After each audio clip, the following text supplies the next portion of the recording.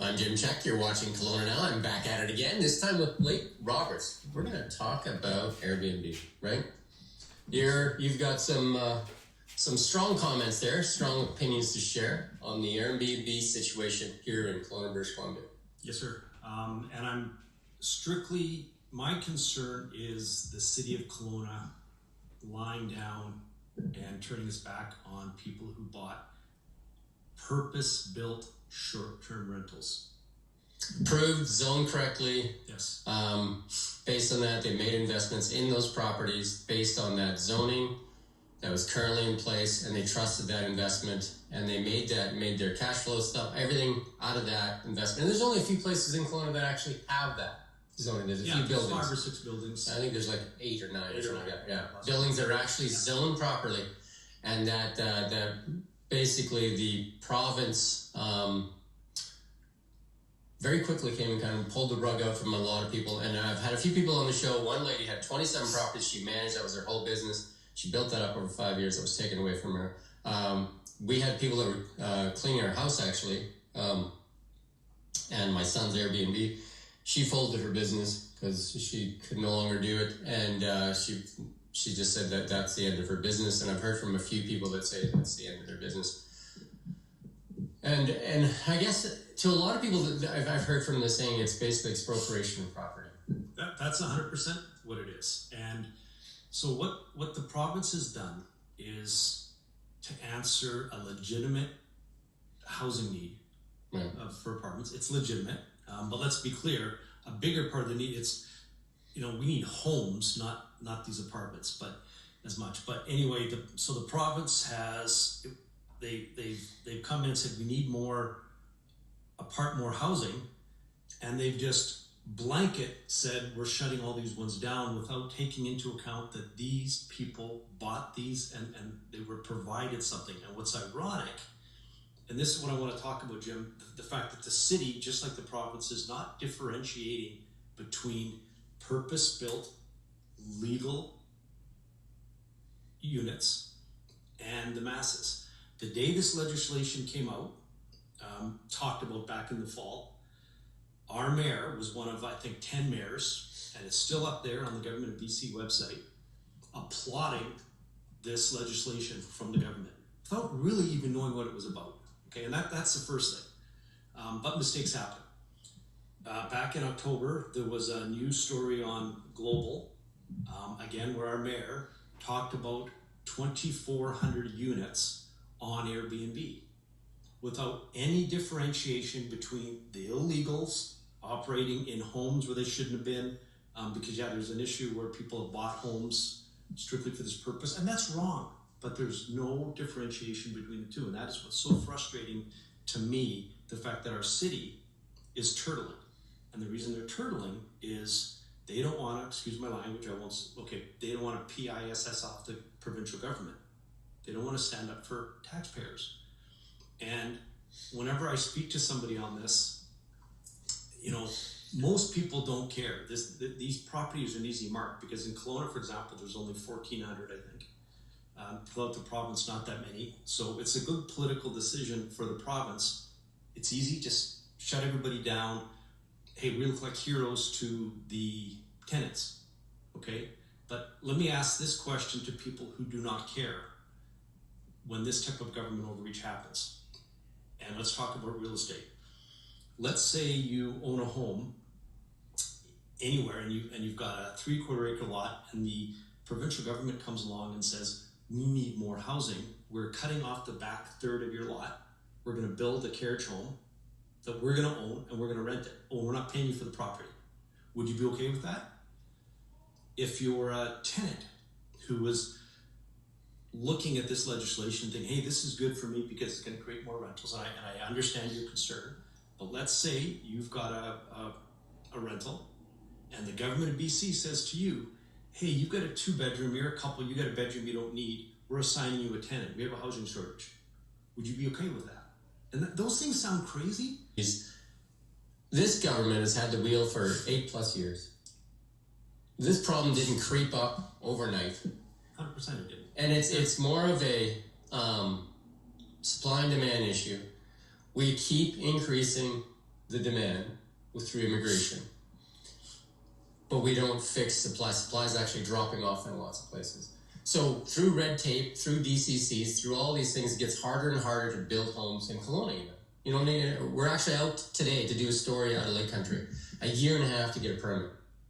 A year and a half to get a permit to build a home. Now the Kelowna's done a better job. Yeah, but I'm just saying that, but still, it doesn't matter. A year and a half. Doesn't matter, you know, in British Columbia, if we're taking British Columbia as a whole, because that's the BC government, right? They took British Columbia as a whole. And then we have small communities, like Greenwood, for instance, that has 150 lots sitting there, empty, right? Why not incentivize people to move into smaller communities that are retired and stuff like that? So then you can take some of the stress out of the bigger cities. Instead of going after a target group, incentivize as opposed to punish. Because I believe, under the fairness of, I just think if I believe in the justice system here, that these people that own these properties will sue and say they made the investment based on the knowledge that they were provided at the time, and to change those rules. Well, and there is a lawsuit at the provincial level, right? But again, my concern, and Orion Rogers and Property Rights BC, who have done an amazing job on that level. My concern is that the city of Kelowna is not standing up. Our mayor, and I know it's difficult. He hasn't been in power that long. And when you're dealing with the provincial government, yes, there's a delicate balancing act. There's $31 million here, whatever is at stake. But our mayor and our council and our city are playing a role through either being silent and not speaking up publicly to let people know that, hey, you know what, these purpose-built buildings really are getting a raw deal. So Penticton did speak up? Penticton spoke up. And West Kelowna spoke up. West Kelowna spoke up. And again, I don't know exactly how their situations are different in terms of what type of properties they always were. But I know Kelowna, and I know the properties here and what they were for. Right. Brooklyn was one of those. Brooklyn was one, Playa del Sol, Discovery Bay, and I sent you a video this morning. I don't know if you get a chance to watch it. No. What the province is doing under the guise of helping people, watch the video. Tina and Kyle Jocelyn, they bought something 2 years ago at Discovery Bay for this purpose. This is why they did it. They are getting hammered. They're right now they're $100,000 in the ditch because they bought the place 2 years ago for this. They can't use it for this purpose now. They tried a tenant to try to get through, try to weather the storm. They had a tenant who squatted, didn't pay rent for 2 months, destroyed their place, stole from other residents of the building. They didn't get any support from the residential tenancy branch. Their place is for sale. They're going to lose $100,000. They're just like anybody you would meet on the street. Let's talk about what's happening to people like that and the fact that our city of Kelowna is being silent.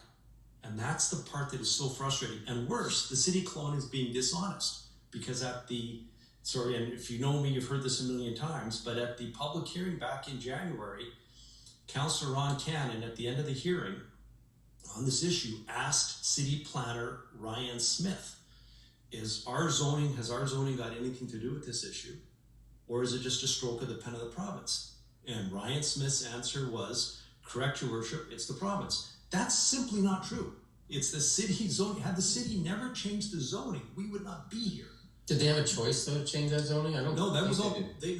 So what happened was, for example, C7 zoning, most of these properties had. Mm-hmm. That allowed short-term renting. Okay, the province, under their official community plan, changed these properties to a UC zoning, UC1, UC5, etc. Right.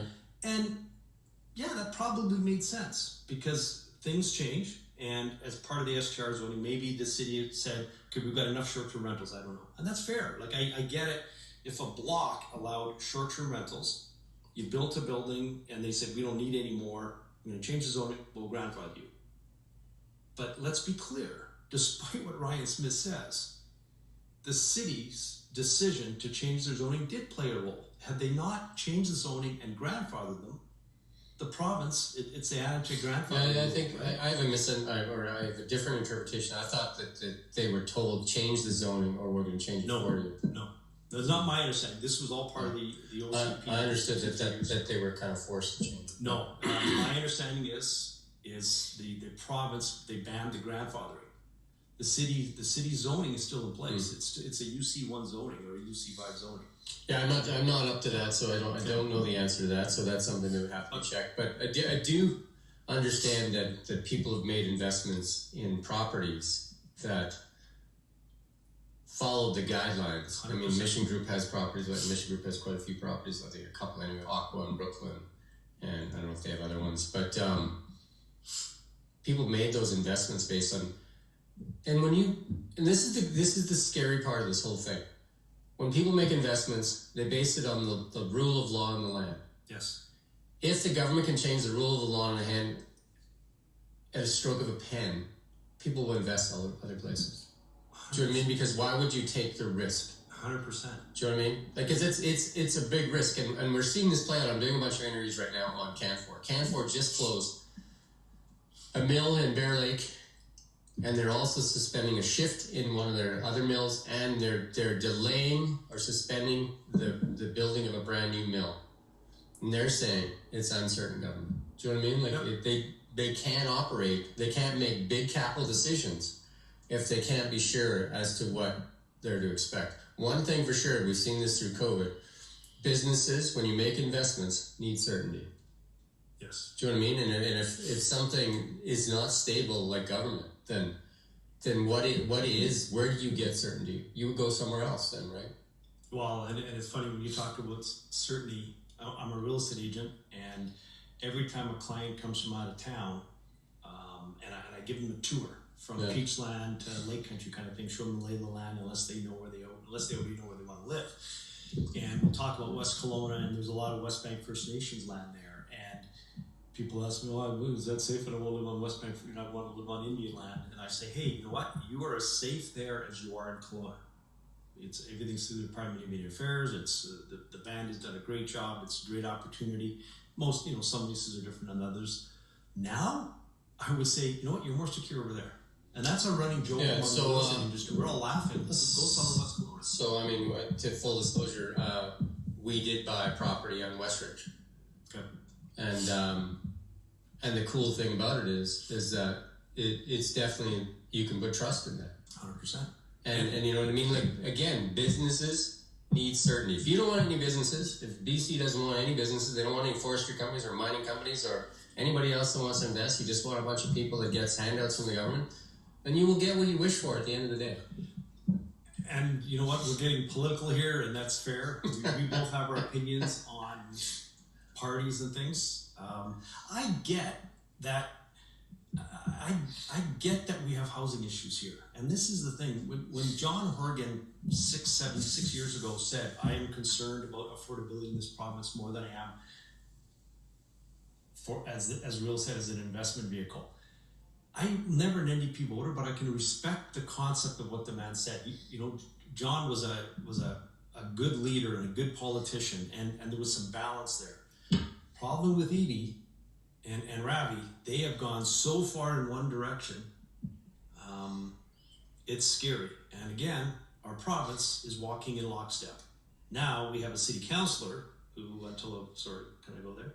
You can go wherever you want. Until not very long ago, my understanding is Loyal Woolridge was a card-carrying BC United member.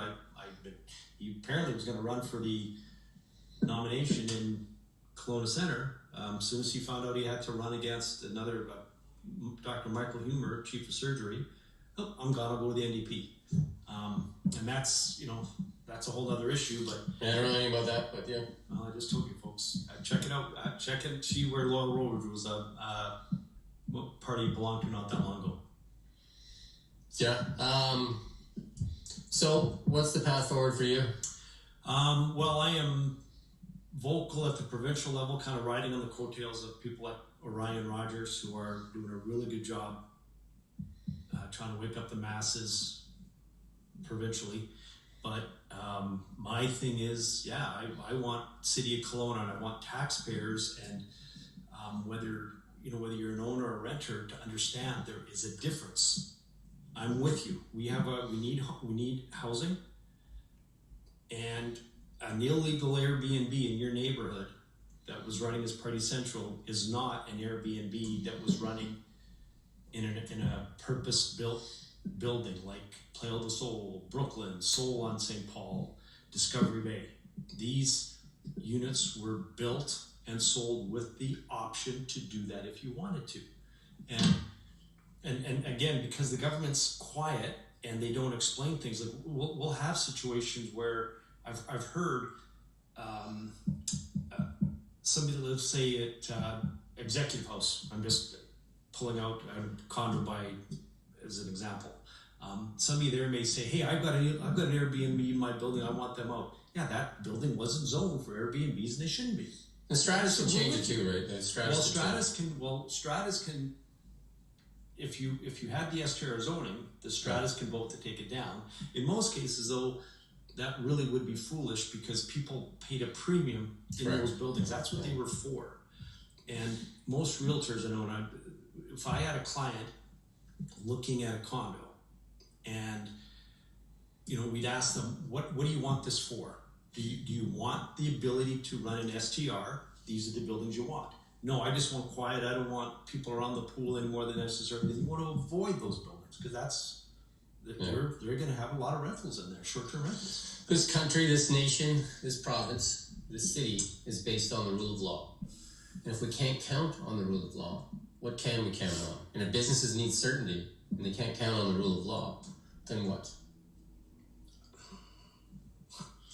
It's frustrating. I mean, it seems pretty common sense, right? Yeah. This nation is built on a rule of law. I mean, that's our whole judicial system, right? That's why we have bylaws. That's why we create them and do those things. And that's why we put that zoning in place. So it doesn't say, hey, this zoning's in place, and if we had an NDP government, they can change it. Exactly. Do you know what I mean? And usually things are grandfathered so they don't end up in a bunch of lawsuits. Maybe they're expecting lawsuits. I'm sure they are. This government has a lot of lawsuits already pending. You know what I mean? Like there'll be more, I imagine, right? So while they're not fighting with their own money out of pocket, again, they're going to be fighting these lawsuits with your money, right? They're going to be fighting this money with the very people they say they're trying to help. And that's the frustrating part. I'm just.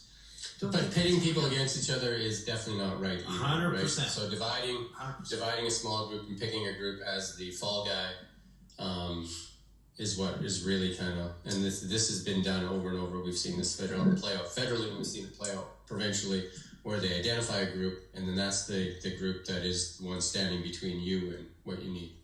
And they're pitting groups against each other, and not their failed policies for the past 8 years. Not their failed policies and failing to build homes and things. And they're also listening to big business and lobbying organizations. The BC Hotel Association, November, is still on their website saying they lobbied for this and they support it. For sure they do. They did it. They actually say in this letter to their members, we're concerned about rentals. We need more long-term rentals, so this is why we did this. Give me a break. Right. If that's the concern, that's Marriott Hotel. If that's your concern, you've got your short-term rental license on the highway behind Ramada there. If you're so concerned about long-term rentals, let's put 25% of your hotel up for long-term rentals. City of Kelowna, if you're going to approve this, if you're concerned about long-term rentals, let's make a demand that every hotel that's built here now, 25% goes to long-term rentals in the units, in the hotels. Let's put your money where your mouth is. Right. Not there you go. I'm sure the fight's not over, and if the government changes, that'll obviously change things. Because both Conservative Party of BC and BC United have said they will scrap it. To my understanding. Yeah, we need black and white verbiage. I'm trying to get clear from the United. I think it's out there from the Conservatives already. But what I would like to see from politicians, federally and provincially, is to stand up there and take some ownership over the problem. Say, you know what? For the past 8 years, we've had the wheel, and we could have done better. We could have done better. We could have done this. We could have done this. 100%. And they take no responsibility. 100%. Zero responsibility on all of these issues. And obviously, if you play a part in it, everybody has a piece of responsibility. including the Airbnb, especially the ones that were operating illegally. Well, I can't remember who it was. I've heard one politician in my life say they made a mistake, and I've heard one politician ever compliment the other side. Right? That's the game they play. They never accept responsibility when something didn't work. This country needs honesty, and it needs a politician that's willing to accept that they can do better. Because we can all do better. Should I do it or should you do it? What's that? Run, you go ahead. Run. I was just going to say you've been watching Kelowna now. The boy said that. This is the only, and I'll say, can I give you a plug? You can do whatever you like. Folks, I've been. Just don't name anybody else. I won't name anybody else. I have been begging other media to do a story on this issue. I begged a radio station. I begged another big online news source in here. Zero interest. I think there's an agenda there. I had up until last week. I had that other platform and Kelowna now on my desktop. I've deleted that one. I'll let on you guys. So. Well, we thank you for the vote of confidence. We are an independent media outlet.